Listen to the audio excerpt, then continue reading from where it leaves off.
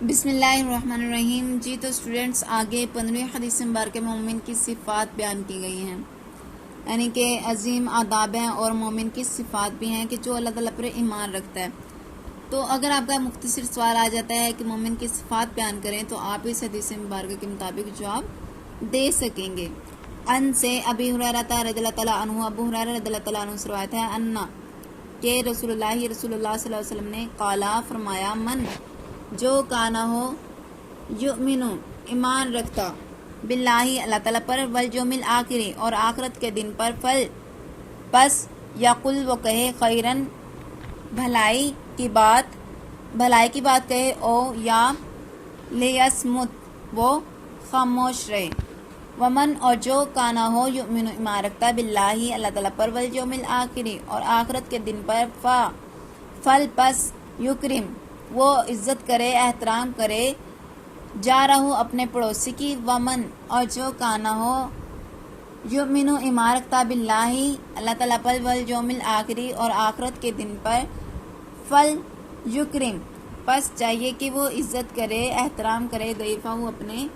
مہمان کی۔ رواہ روایت کیا ہے بخاری و مسلم، اس حدیث مبارکہ کو بخاری اور مسلم نے روایت کیا ہے اور اس حدیث مبارکہ کو متفق علیہ کہا جاتا ہے۔ جی تو اسٹوڈینٹس، اس حدیث مبارکہ میں ہمیں کون سی باتیں پتہ چلتی ہیں؟ سب سے پہلے ایمان کی بہترین علامات کیا ہیں۔ جو شخص اللہ اور قیامت کے دن پر ایمان رکھتا ہے، اس کا مطلب یہ نہیں ہے کہ ایمان کا پایا جانا مذکورہ باتوں پر موقوف ہے۔ مثلاً اگر کوئی شخص اپنے مہمان کی خاطر خدمت نہیں کرتا یا اپنے پڑوسی کو تکلیف پہنچاتا ہے تو وہ مومن نہیں سمجھا جائے گا، بلکہ اصل مقصد ان چیزوں کی اہمیت کو بیان کرنا اور ان پر عمل کرنے کی زیادہ سے زیادہ تاکید کرنا ہے۔ یہ ایسا ہی ہے جیسے کوئی شخص اپنے بیٹے کو اطاعت و فرمانبرداری کی راہ پر لگانے کے لیے یوں کہے کہ اگر تو میرا بیٹا ہے تو اطاعت و فرمانبرداری کر۔ ظاہر ہے کہ اگر وہ اطاعت و فرمانبرداری نہ کرے تو اس سے یہ ثابت نہیں ہوگا کہ وہ اس کا بیٹا نہیں ہے، یا یہ مراد کہ جس شخص کا ایمان درجہ کمال کا ہو، یعنی جو مسلمان کامل ایمان والا ہوگا،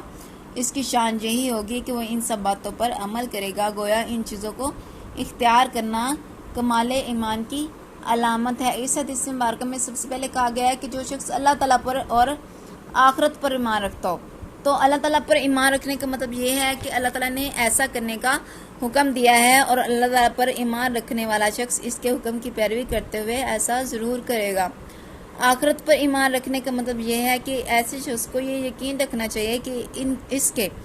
ان اعمال کا بدلہ اس سے آخرت میں ضرور ملے گا۔ حدیث میں سب سے پہلے اس بات کا ذکر کیا گیا ہے کہ انسان بولے تو بھلائی کی بات کرے ورنہ وہ خاموش رہے، جیسا کہ حدیث مبارکہ 12 میں بھی ہم پڑھ چکے ہیں کہ جس میں نبی کریم صلی اللہ علیہ وسلم کا یہ فرمان مذکور ہے کہ آدمی کے اسلام کی خوبی میں سے ایک بات یہ ہے کہ وہ بے فائدہ چیز کو ترک کر دے۔ اگرچہ اس حدیث میں بات کرنے کا ذکر ہے، لیکن حدیث کی روح کو سامنے رکھتے ہوئے